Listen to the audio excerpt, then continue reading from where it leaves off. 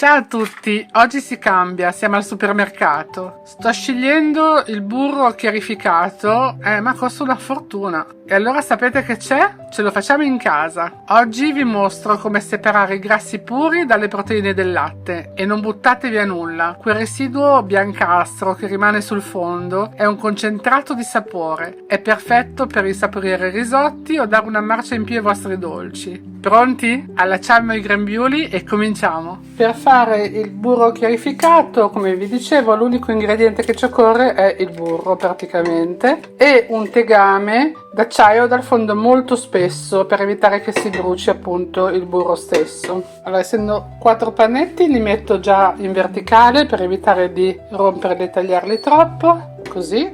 Se ne avete uno solo potete metterlo in orizzontale, così. Adesso accendiamo il fuoco a temperatura minima, deve andare molto lentamente, sciogliersi molto lentamente per far sì che tutte le componenti si separino, che dicevamo prima. Ecco che sta già diventando giallo, vedete? Un po' alla volta si sta sciogliendo tutto.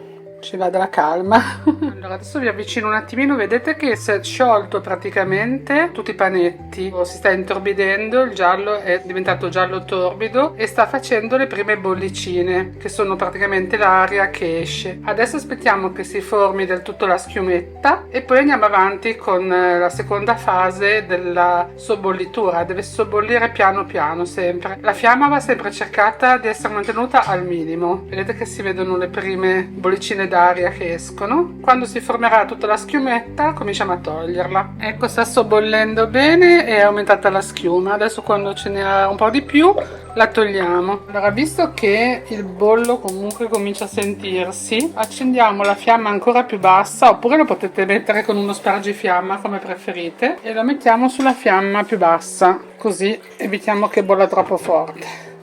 Cominciamo già a schiumare un po' la superficie, così verifichiamo sotto come il burro deve diventare trasparente. Quindi adesso tiriamo fuori via il più grosso con la schiumarola. Se non riuscite con la schiumarola va bene anche, o non l'avete, va bene anche con un cucchiaio. Cercate di prendere meno burro chiarificato possibile. È un lavoro di pazienza, questo. Bisogna stare sulla superficie e togliere la schiuma il più possibile. Ovviamente non si potrà togliere al 100%, però poi lo facciamo un altro pochino perché non è, vedete che sotto non è ancora completamente trasparente. Diventerà trasparente quando sarà uscita tutta l'acqua che lo compone. Siamo già stati bravini. Adesso andiamo avanti e aspettiamo. Guardate quanto ne abbiamo tolto ed è tutta schiuma, non c'è liquido giallo, vedete? C'è un altro po' qua. Aspettiamo un altro po'.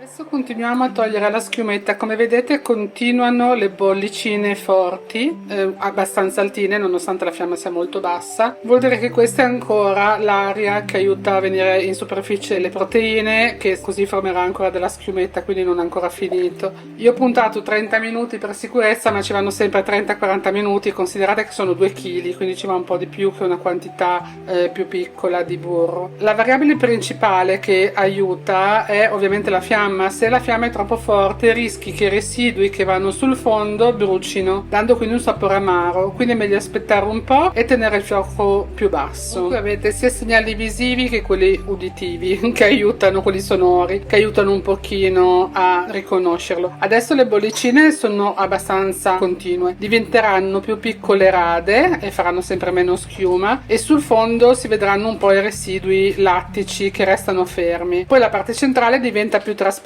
quindi già quelli a livello visivo lo vedete. Mentre per quanto riguarda il suono, vedete che adesso fa ancora rumore, spero che lo sentiate, fa frrr così. Quindi quando il burro è pronto il rumore si attenua moltissimo e resta solo un sibilo leggero e discontinuo. In quel momento lì possiamo toglierlo. Adesso tiriamo via ancora questa parte di schiuma. Già le bollicine stanno diventando più piccole di prima e sono passati i 30 minuti di controllo, ma ero già qua a controllare come sempre. Adesso tolgo questa schiuma e vediamo sotto se è un po' più limpido. Naturalmente allora è più limpido di prima, non è ancora limpido del tutto. In ogni caso nel tegame vi confondo un po' anche il fatto che sotto ci sono i fondi, quindi la cosa migliore, io tengo sempre d'occhio le bollicine. Quando smette quasi le bollicine vuol dire che ha finito e gli faccio fare 5 minuti di riposo. Ancora ovviamente non ha terminato, vedete, ogni tanto fa anche delle bollicione. Aspettiamo ancora un pochino, altri 10 minuti e controlliamo. Come vedete che non fa quasi più schiuma, tiriamo via l'ultimo po' residuo lì,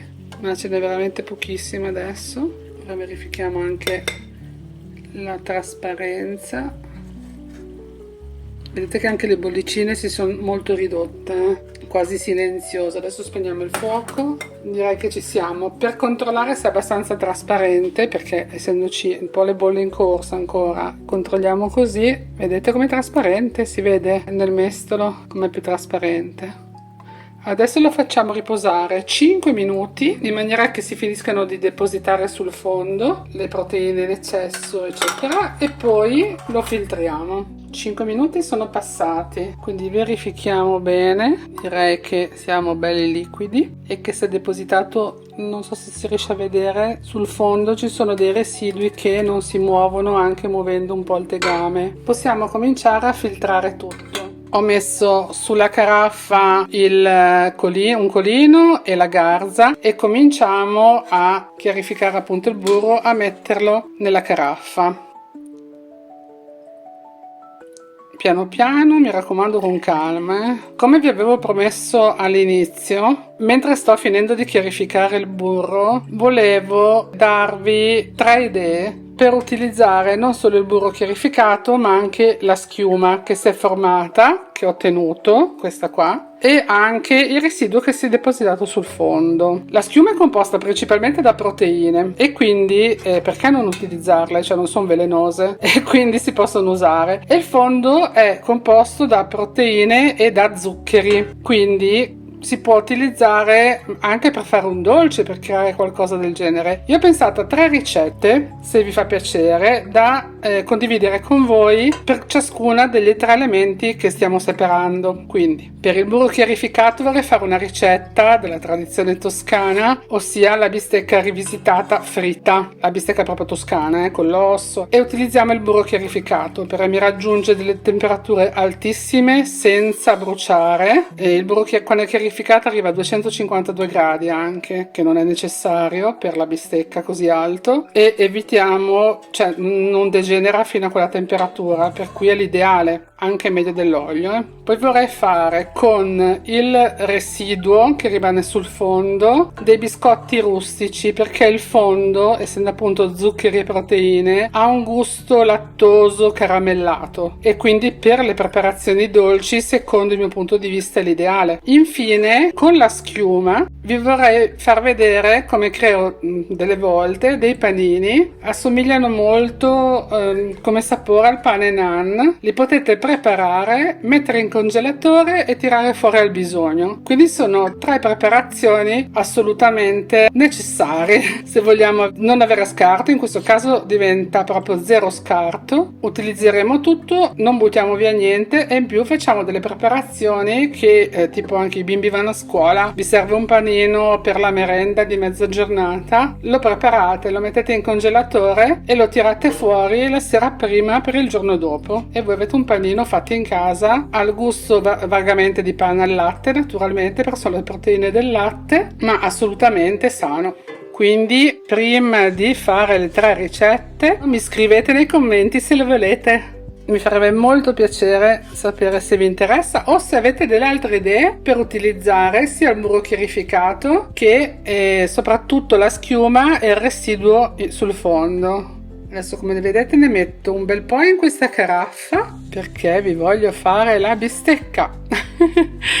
Quindi ho bisogno anche di avere un bel po' di burro ancora morbido. E poi ne mettiamo un po' anche in vasetto, che vi faccio vedere come diventa dopo che l'abbiamo fatto stare in frigo, perché il burro chiarificato lo potete tenere o in un vasetto sterilizzato anche a temperatura ambiente e ci sta per parecchi mesi fuori, o in frigo dura anche molto di più. Io comunque di solito non ne faccio molto in quantità, sì 2 kg, ma lo conservo in frigo e sto più tranquilla in senso assoluto, e il mio burro chiarificato è sempre pronto, quindi ne metterò un po' anche nel vasetto. Vedete come si vede bene in fondo che ci sono le proteine e gli zuccheri che non si muovono, si depositano proprio. Ecco, ora sul fondo del tegame c'è rimasto la parte zuccherina del burro chiarificato che raccogliamo per creare i nostri biscotti. Metto in una ciotola, ovviamente c'è ancora un po' di goccio di burro, ma va benissimo perché tanto per fare i biscotti ci occorrerà anche o burro o olio. Parliamo di una quantità veramente minima e non volevo che finisse all'interno di quello della caraffa. Ecco cosa abbiamo ricavato dalla chiarificazione del burro. Queste sono le proteine, gli zuccheri che si sono depositati sul fondo. Se vedete sono un po' più gialli rispetto alla schiuma di superficie, che è più bianca. Poi questo è il burro chiarificato, ancora liquido. Questo dopo 2 ore lasciato a temperatura ambiente, e questo è quello che abbiamo già messo in frigo e che manterremo in frigo. Vi faccio vedere anche la consistenza, guardate se si capisce, è già soda, è proprio già diventato praticamente burro classico, come se fosse un panetto. Voi lo prendete fuori col cucchiaino, quello che vi serve, e lo utilizzate, e questo va in frigo. E il bilancio finale, ho pesato un po' tutto, sono burro chiarificato totale, quindi tra questo e quello del vasetto, e me lo leggo qua che l'ho schernato, se no sono 1,520 kg, quindi il 76%. La schiuma superficiale che si forma 116 grammi, e quindi un 5,8%, il fondo zuccherino altri 100 grammi, e per cui gli scarti sono poco più di 200 grammi, 223, e il resto è parte evaporata, acqua e microperdite. Allora, ditemi se volete le 3 ricette e ve le faccio. Un abbraccio forte e buon appetito a tutti!